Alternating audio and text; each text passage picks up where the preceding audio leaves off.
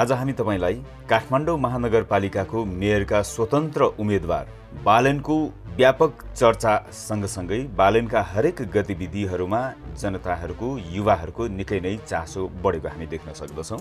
भने बालेन शाहको चुनावी घोषणा पत्रमा के रहेका छन् त? आज यो सम्पूर्ण जानकारी तपाईको लागि लिएर आएका छौँ।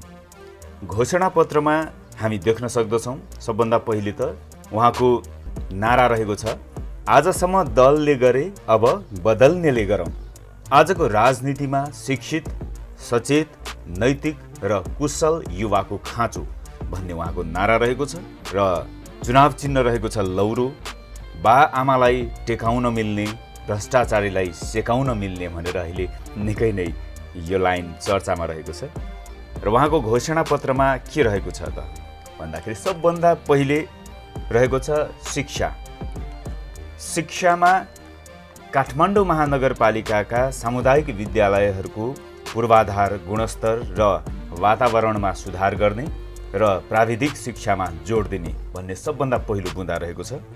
यस्तै गरी दोस्रो बुँदा रहेको छ इतिहास, योग, आयुर्वेद जस्ता पौराणिक शिक्षा सँगसँगै विश्व स्तरमा जोड्न सकिने खालको उच्चस्तरीय प्रविधि सहितका कक्षा 1 देखि 8 सम्मको पाठ्यक्रम परिमार्जन गर्ने रहेको छ। र यस्तै गरी हप्तामा 1 दिन सामुदायिक विद्यालयमा सिप, उद्यमशीलता, खेलकुद, सङ्गीत, कला तथा नेतृत्व विकासका लागि प्रशिक्षण कार्यक्रमको व्यवस्था गरिनेछ। र यस्तै गरी निजी विद्यालय मासिक शुल्क बमोजिम गुणस्तरीय शिक्षा छ वा छैन अडिट गरिनेछ। र यस्तै गरी अन्तर्राष्ट्रिय विद्यालयहरूलाई राष्ट्रिय विद्यालयहरूसँग सहकार्य गरिने र संस्कृति, जीवनशैली, शिक्षा प्रणाली आदिको आदान प्रदान गर्न भगिनी सम्बन्ध सुरु गरिने। र यस्तै गरी अर्को बुँदा रहेको छ प्रारम्भिक बाल्यकाल शिक्षादेखि सूचना प्रविधि शिक्षाको परिचय गरिने। र यस्तै गरी दोस्रो घोषणा रहेको छ स्वास्थ्य सम्बन्धी। प्रत्येक वडामा योग्य चिकित्सक, नर्सिङ प्रोफेसनल, फार्मासिस्ट र नियमित स्वास्थ्य जाँचका लागि डायग्नोस्टिक ल्याब सहितको स्वास्थ्य क्लिनिक सुरुवात गरिनेछ। हाल भइरहेका अस्पतालहरूको पूर्वाधारमा गुणस्तरीय सुधार, उचित सेवा सुविधा उपलब्ध गराउने, स्वस्थ वातावरण सहितको सरसफाइ तथा विद्यमान स्वास्थ्यकर्मीहरूको सेवा सुविधामा वृद्धि गराइनेछ। र यस्तै गरी मधुमेह र रक्तचाप जस्ता दीर्घकालीन रोगहरूको लागि दिगो नियन्त्रण उपायको रूपमा जगिङ तथा व्यायाम गर्ने पार्कहरू निर्माण गरिनेछ। काठमाडौँ महानगरपालिकाको स्वामित्वमा पूर्ण सुविधायुक्त एम्बुलेन्स सेवाहरू सुचारू गरिने र सेवाहरू कल सेन्टरद्वारा सञ्चालन गरिनेछ। 70 वर्ष माथिका वृद्ध वृद्धाहरूको निःशुल्क स्वास्थ्य परीक्षण घर घरमै गरिनेछ। स्वास्थ्य सेवा कार्डको प्रावधान गरिनेछ जसमा सबै निजी तथा सार्वजनिक अस्पतालहरूमा रेकर्डहरू राखिनेछन्। र यस्तै गरी तेस्रोमा रहेको छ पूर्वाधार। सबभन्दा पहिलो बुँदा रहेको छ कल सेन्टर मार्फत सञ्चालित भौतिक पूर्वाधार एम्बुलेन्सद्वारा सडक, ढल जस्ता पूर्वाधारको मर्मत सम्भार गरिनेछ। सांस्कृतिक महत्त्वका सम्पदा क्षेत्रका लागि उपभोक्ता समिति मार्फत निर्माण तथा पुनर्निर्माणका कार्य गरिनेछ। सांस्कृतिक दृष्टिले महत्त्वपूर्ण स्थानको पुनर्निर्माणका लागि दक्ष जनशक्तिका लागि भक्तपुरसँग सहकार्य गरिनेछ। सबै वडा र टोल स्तरमा सार्वजनिक शौचालय स्थापना गरिनेछ। बस स्टपहरूमा फल्चा स्थापना गरिनेछ। फायर ब्रिगेड पुग्न नसक्ने साँघुरो गल्लीहरूमा ओभरहेड ट्याङ्की र फायर हाइड्रन्टहरू स्थापना गरिनेछ। र यस्तै गरी चौथोमा रहेको छ यातायात र यातायात व्यवस्थापन। सवारी साधनको मात्रा र आवत जावतलाई सङ्घ संस्था तथा कार्यालयको प्रकृतिको आधारमा वर्गीकरण गरेर कार्यालय समयको विभाजन गरिनेछ। सार्वजनिक तथा महानगरीय यातायातलाई एउटै छाता सङ्गठन अन्तर्गत ल्याएर 100% विद्युतीय सार्वजनिक यातायातको थालनी गरिनेछ। सवारी साधनको स्थान ट्र्याक गर्न सबै स्थानीय यातायातमा GPS जडान गरिनेछ। सुरक्षाका लागि सबै सार्वजनिक यातायातमा CCTV जडान अनिवार्य गरिनेछ। काठमाडौँ महानगरपालिका भित्रका केही भवनहरू भाडामा लिएर बहुतले पार्किङमा परिणत गरिनेछ। उपभोग अवधि वा समय अनुसार खुल्ला ठाउँहरूमा फुटपाथ व्यवसायको समय तालिका निर्धारण गरिनेछ। काठमाडौँ महानगरपालिकाको आफ्नै ट्याक्सी एप सञ्चालन गरिनेछ। सार्वजनिक यातायात एप र मासिक प्रिपेड कार्डको सुरुवात गरिनेछ, जसले जुनसुकै यातायातमा महिनाभरि जुनसुकै रुटमा जान सकिनेछ। र यस्तै गरी 5औँमा रहेको छ पानी व्यवस्थापन। सरकारी कार्यालयहरूमा ससाना जमिन पुनर्भरण पोखरीहरू निर्माण गरिनेछ। बोरिङ प्रणाली भएका सबै घरहरूमा जमिन पुनर्भरणका निम्ति रिभर्स बोरिङ अनिवार्य गरिनेछ। सबै ढुङ्गेधारा हिटी पुनः जागृत गराउनका लागि पुराना स्रोतहरूलाई पुनर्जीवित गराइनेछ। स्थानीय नदीहरू नजिक ढल प्रशोधन प्लान्ट स्थापना गरिनेछ। इनार, बोरिङ र नदीको पानीको सतह माथि ल्याउनका निम्ति बर्खाको पानी सञ्चय गर्ने व्यवस्था गरिनेछ। र यस्तै गरी मेलम्ची पानीको सबै तहमा अनुगमन र सहकार्य गरिनेछ भनेर लेखिएको छ। र यस्तै गरी 6औँ बुँदा रहेको छ महिला तथा बालबालिका। महिला तथा बालबालिकाको लागि हेल्पलाइन कल सेन्टरहरू मार्फत महिला र बालबालिकाका लागि घरेलु हिंसा मुक्त सुरक्षित वातावरणको व्यवस्था गरिनेछ। सरकारी विद्यालयहरूमा निशुल्क सेनेटरी प्याड उपलब्ध गराइनेछ। सार्वजनिक शौचालय, सरकारी कार्यालय र सार्वजनिक स्थानहरूमा स्तनपान, शिशु नर्सिङ कोठाको व्यवस्था गरिनेछ। सचेतना र वकालत कार्यक्रमहरूको सन्दर्भमा महिनावारी सम्बन्धी विशेष चेतना वा कार्यक्रमहरू ल्याइनेछ। वडा तहमा स्तन क्यान्सर, पाठेघरको क्यान्सरको स्क्रिनिङ गरिनेछ। वडा स्तरीय अभियानहरूमा प्रजनन स्वास्थ्य सचेतनाका कार्यक्रमहरू ल्याइनेछ। र यस्तै गरी 7औँ बुँदा रहेको छ पर्यटनको। पर्यटनलाई स्थानीय बासिन्दाको जीवनचर्यासँग जोड्ने कार्यक्रमहरू ल्याइनेछ। पर्यटनलाई जात्रा, संस्कृति र सम्पदा क्षेत्रसँग जोडेर सरकारी तहबाट प्रवर्धन गरिनेछ। होमस्टे सञ्चालन गर्नका निम्ति स्थानीय बासिन्दालाई उपत्यकाको मौलिक खानपिन, रहनसहन, पर्यटन सूचना र यहाँको विशेषताको बारेमा तालिम दिई सञ्चालन गर्न दिइनेछ। अन्तर्राष्ट्रिय चलचित्र, सङ्गीत, कला र अन्य मनोरञ्जन विधिहरूको रूपमा काठमाडौँको ब्रान्डिङ गरिनेछ। अन्तर्राष्ट्रिय मनोरञ्जन क्षेत्र जसले हाम्रो संस्कृतिलाई कुनै पनि रूपमा प्रवर्धन गर्न सक्छ भने उनीहरूलाई अनुदान प्रदान गरिनेछ। काठमाडौँका हरेक ठाउँ र कुनाबाट सबै जात्राहरू निकाल्न र यसको प्रवर्धन गर्न प्रोत्साहन गरिनेछ।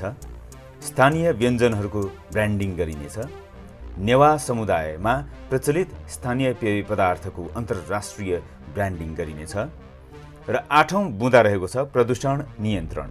पूर्वाधार एम्बुलेन्सको सहायताले प्रदूषणको मूल कारणको समाधान गरिनेछ। खाल्डाखुल्डी, ढल निकास र अन्य प्रदूषण उत्सर्जन गर्ने क्षेत्रहरूको द्रुत मर्मत सम्हार र व्यवस्थापन गरिनेछ। धुलो र अन्य प्रदूषण उत्पन्न गर्ने निर्माण स्थलहरूको आइसोलेसन गरिनेछ। उपत्यका प्रवेश बिन्दुमा ठुला सवारी साधन धुने केन्द्र सञ्चालन गरिने, जसले गर्दा दैनिक 200 मेट्रिक टन धुलो काठमाडौँ महानगरपालिकाभित्र पस्न पाउने छैन। र 9औँमा रहेको छ फोहोर व्यवस्थापन। अर्ग्यानिक, प्लास्टिक र सिसाजन्य फोहोरलाई छुट्टा छुट्टै सङ्कलन गरिनेछ। काठमाडौँ महानगरकै नजिकै इन्सिनरेटर जडान गरी उच्चस्तरीय प्रविधिले फोहोर व्यवस्थापन गरिनेछ। अर्ग्यानिक फोहोरलाई प्राङ्गारिक मलमा परिणत गरी नजिकको कृषि प्रधान जिल्लाहरूमा बिक्री गरिनेछ। काठमाडौँ महानगरपालिका भित्रको सडकमा कालो पत्र गर्दा प्लास्टिकजन्य फोहोरसँग आसफल्ट मिसाएर गरिनेछ। कारखाना वा औद्योगिक फोहोरको परिवर्तनीय क्षमता अनुसार व्यवस्थापन गरिनेछ। र 10औँ बुँदा रहेको छ संस्कृति। जात्रा, चाडपर्व लगायतका सांस्कृतिक कार्यक्रममा सहभागी हुन प्रोत्साहन गरी काठमाडौँ महानगरपालिकाको स्थानीय संस्कृति प्रवर्धन गरिनेछ। अन्तर्राष्ट्रिय स्तरमा कुकुर तिहार र महपूजाको ब्रान्डिङ गरिनेछ। स्थानीय गुठी, बाजा, खल, मन्दिर, बिहार, गुम्बा, बहाल र अन्य स्थानीय आदिवासी उपसमूहलाई संस्कृति प्रवर्धनका लागि अनुदान प्रदान गरिनेछ। र यस्तै गरी रहेको छ 11औँमा सम्पदा। अधिकार सम्पन्न सम्पदा संरक्षण आयोग गठन गरिनेछ। सांस्कृतिक सम्पदा स्थल वरिपरि घरहरूको जीर्णोद्धार र पुनर्स्थापना गरी आफ्नो शैली अनुसार मुहार फेरिनेछ। पुराना मन्दिर, स्तूपा, गुम्बालाई पुराना वैज्ञानिक प्रविधिहरू जस्तै लिच्छवी वा मल्लकाल अनुसार पुनर्निर्माण गरिनेछ। नेवा छेको प्रवर्धनका निम्ति इन्जिनियरिङ र आर्किटेक्चर पाठ्यक्रमहरूमा त्यस शैलीको विज्ञानलाई जोड दिइनेछ। र यस्तै गरी 12औँ बुँदा रहेको छ कृषि।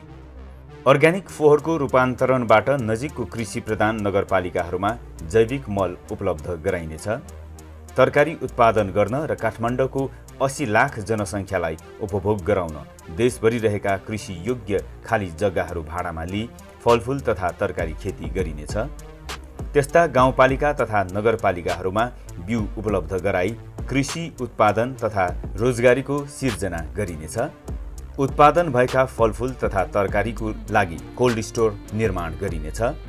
शैक्षिक पृष्ठभूमि नभए तापनि युवाहरूलाई कृषि तालिम र काठमाडौँ महानगरपालिकाले भाडामा लिएको जग्गामा रोजगारी दिइनेछ।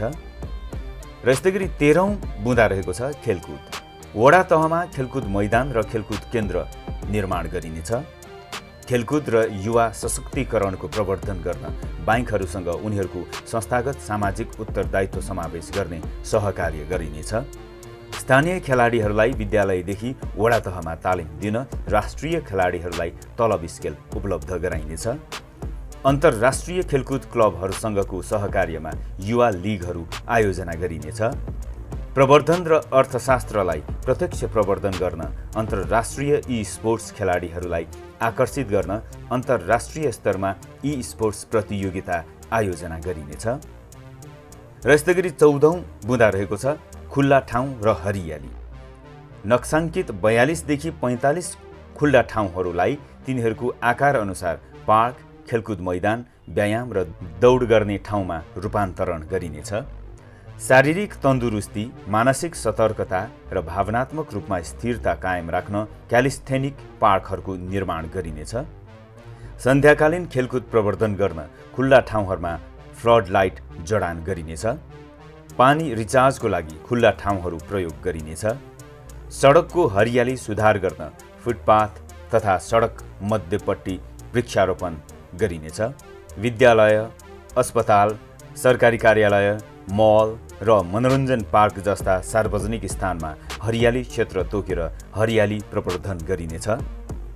एक घर एक रुख अभियान सुचारू गरिनेछ।